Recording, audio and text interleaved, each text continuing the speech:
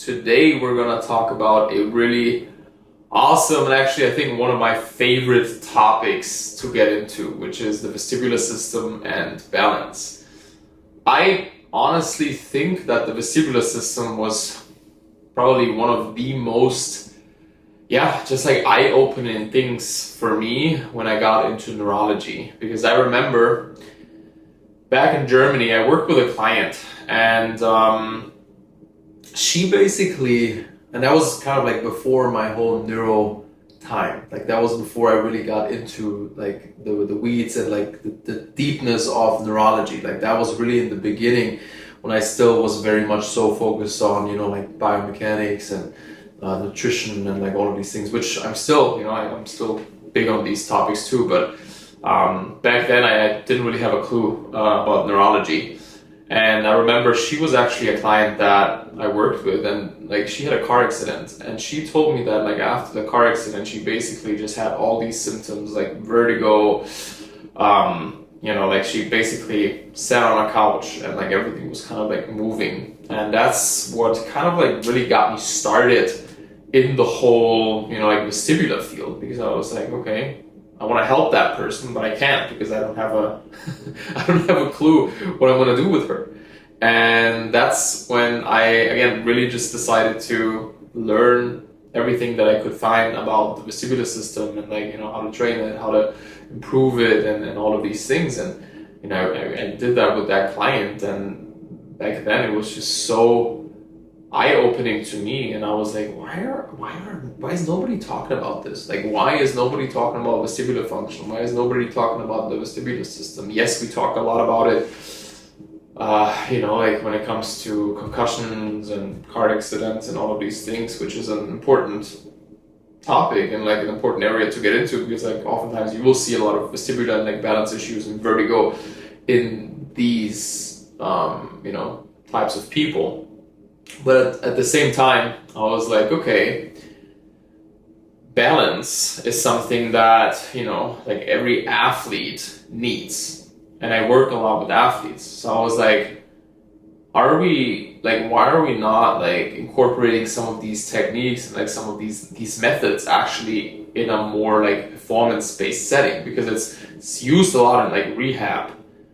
But why in the world are athletes, just training their balance on a Bosu ball? Like, why are we not including, like some of these more specific head rotations and things like that into a training program? And that's when I kind of like, just started experimenting with it. And I saw really, really awesome improvements with some of my athletes. So that was kind of like a little bit of an introduction how I got into the whole vestibular field and like into the whole neuro field. So today we're going to talk about just basically what is the vestibular system, because some of you might have heard of this word, but like you don't really know what it is. So we're going to dive deeply into that. We're going to talk about the function. We're going to talk briefly about the anatomy. Then like some of the more interesting connections that just came out in the last few years in neuroscience research when it comes to the vestibular system. You'll see some really interesting connections between, for example, the vestibular system and hormones, or the vestibular system and autism. We're also obviously going to talk about the vestibular system when it comes to performance, because I think that's also, again, one of the most important things for an athlete to actually consider when like the athlete really wants to unlock their truest potential. Because we're so focused always on, like muscles and, sprinting speed and like trying to, like help people run faster, jump higher. But the vestibular system plays a crucial role here, which is really something we shouldn't underestimate. All right, so let's get into it. What is the vestibular system? The vestibular system is basically a system that manages our balance and manages gravity, and it sits in our inner ear. Okay, we have one on the right, one on the left.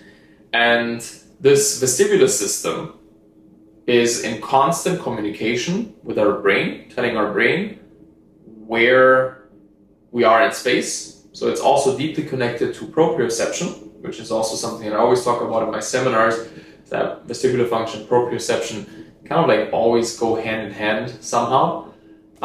So it tells us, okay, Like, are we moving? Are we in motion?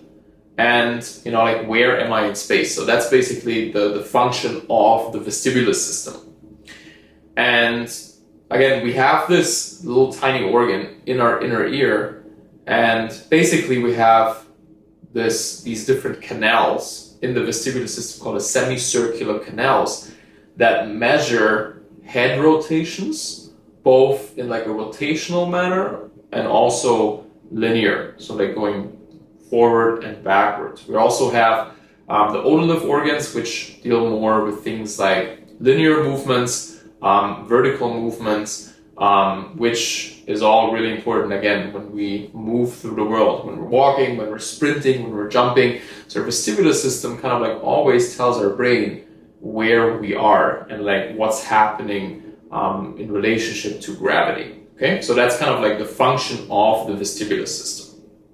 So what you can see in a lot of people is that they have issues with that communication between the vestibular system and the brain. So like, let's say, for example, the right side of the vestibular system is not sending enough signals to the brain, telling us what's happening, like on that right side, or like what's actually happening in terms of like reality. Okay, so like in a perfect scenario, the right side of the vestibular system and the left side of the vestibular system should send equal signals to the brain. And then let's say, for example, when we rotate our head to the right, that's when the right side of the vestibular system should send more signals to the brain about what's happening with my head turning. Okay, and here's the thing: some people, specifically, like people with balance issues or vestibular issues,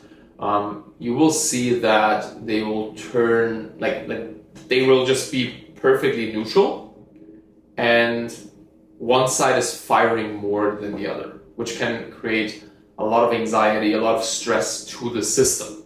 Okay, so that is like what we could consider vestibular disorders. Okay, like really like vestibular problems. And this is something, like you could train it, you can improve it, you can address it. Please, again, if you think you have a problem with that, you should talk to an expert in that field. And yeah, that's basically what can happen when the vestibular system doesn't really fire the way it should fire, right? And me, like, of course I have worked and like I'm still working with clients and athletes that, like have more like severe problems with the vestibular system, but also say I'm working with an athlete that doesn't have any balance problems, or maybe even an individual that says, hey, I actually have a really good balance. I will still address their vestibular system. And the reason why is because the vestibular system, in my opinion, it is one of the single most important things when it comes to surviving and actually making the brain feel safe. Why? Because one of the biggest fears of humankind is the fear of falling. Okay, so whenever the brain senses that there is something off in terms of the communication between our vestibular system and the brain will always be on higher alert.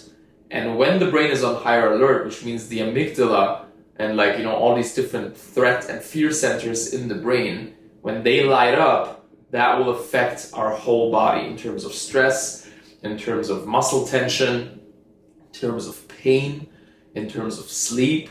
Like, all of these things are so deeply intertwined and interconnected. That's why it's really important to address the vestibular system, even if you don't have balance issues. Okay, so I think that's always something that I really, really want to make sure that people understand, is that you don't only need to work on the vestibular system if you have balance issues. In my opinion, the vestibular system is something that everyone should address, or at least train, or at least in some way, shape, or form.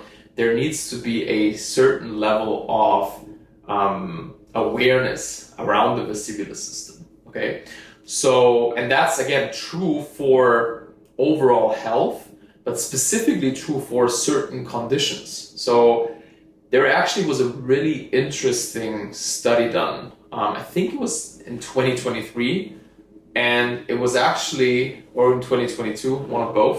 It was actually done in autism, okay? And I actually pulled up the study right here.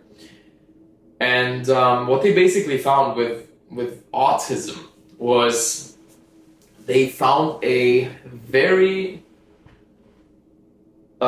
clear connection between vestibular problems, so like balance problems, and autism, okay? And it was actually really interesting because the study stated at the end that they were like, the vestibular system, or like balance problems, vestibular problems, are often completely unrecognized and like underdiagnosed, okay? So like, if you know somebody, or like if you maybe have a child, or maybe if you're somebody that, you know, knows somebody that has some issues with autism, that might be something to actually consider, all right? So because like, that's again something, when you look at autism, I mean, that's a topic for another episode, but if you look at autism, oftentimes it's like just these heightened levels of anxiety that, you know, will build up, and at the same time, oftentimes, you know, it's really just that, you know, like that fear of falling again,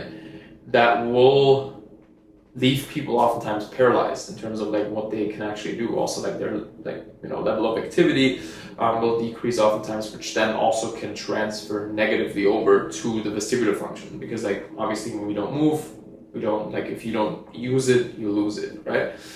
So that's one really interesting thing.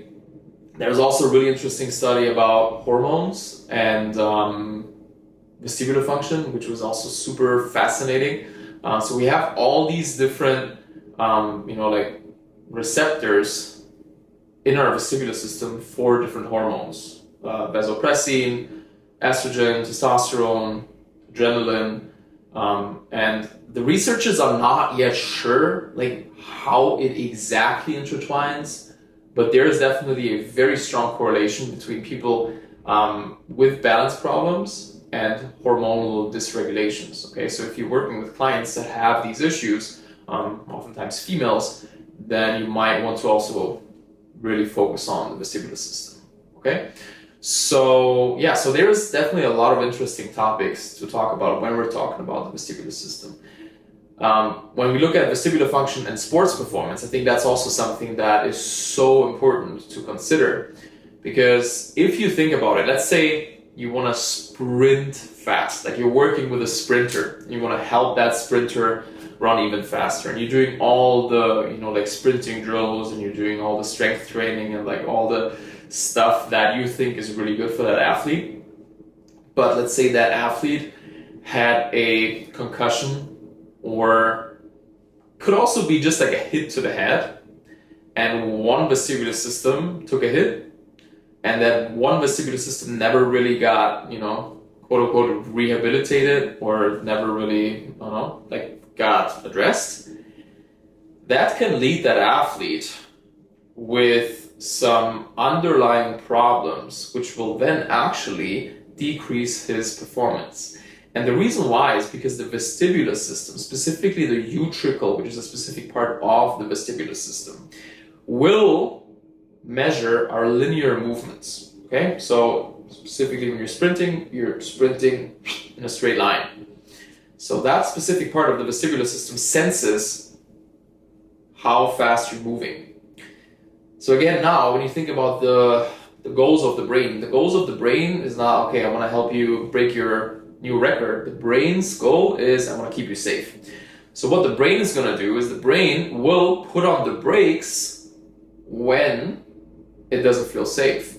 So what you could see with that athlete is that athlete probably will just, you know, like have limited performance, limited speed, because the vestibular system says, I don't like you going that fast. And that is, again, all a protection mechanism. Okay, and that is why when I work with athletes and you're doing some, you know, like vestibular training with them, and you just really address, okay, like maybe I want to work on more on that side, and you guide them through like really specific assessments, and it gets really complicated.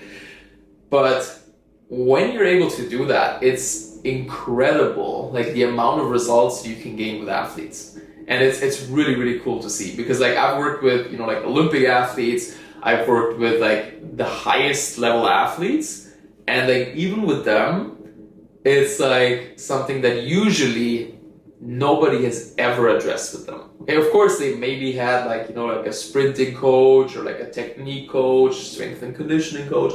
They never had somebody that actually addressed the nervous system aspect, which again is just really, really cool to fill that hole oftentimes with them, right? So yeah, so that's basically, you know, like the importance of the vestibular system, both for health. Again, it's really important for survival, but then it's also really, really important for performance, which also again comes back to surviving, which is always what I say, that, you know, like our brain is more interested in keeping us alive and keeping us safe versus performance, right? So how can you train the vestibular system? Again, I personally don't like to give out general recommendations specifically when it comes to vestibular training, just because like there's a lot of people that, you know, like can get dizzy from it, they can have like, you know, some adverse effects. That's why I personally don't like to give out general recommendations when it comes to vestibular training. And I usually really like guide my clients and guide my athletes through specific assessments to just figure out, okay, like what specific parts of the vestibular system do we want to address, and also like, you know, like what dose can we use. Like it gets really, again, in depth and like very complicated. But just like, let's say you're perfectly healthy and like everything's good, one thing that you can do is you can stand, for example, on one leg, which is still something that I make people do. You stand on one leg, you can, for example, use your non-dominant leg, let's say your left leg, and you just look at a tiny little target in the distance, and while you keep the focus on that target, you just start moving your head left and right. So right now I'm actually looking here at a target on my wall, and I'm just moving my head left and right, okay? And that will actually stimulate, it's called the vestibulo-ocular reflex, which basically just allows me to keep my focus on a target while I'm moving my head, which is also, again, a really important reflex for athletes and just overall survival, okay? So that's kind of like how, like, one simple thing that you can do. You, for example, also, when you want to stimulate more of like the vertical areas that like measure vertical movements of the vestibular system, you can, for example, do the same thing. I really like to use the eyes. You focus on a target, and then while you're focusing on that target, you just jump up and down, okay? You just jump up and down, like you don't have to jump super high. It can just like be like tiny little bounces. And that actually, and this is something that I think is really cool that you can try out how deep you can squat, then you do that drill, and then you retest. And that has probably a lot to do with the vestibular system, probably has something to do, again, with proprioception. That's, again, I think proprioception and vestibular function all, like, a lot of times go hand in hand. That's why I really address them oftentimes together. But that's, you know, just like two easy things that you can try out. You can experiment with them, with your athletes, for yourself, in the gym. Again, it's really, really, really important to not neglect this really important system.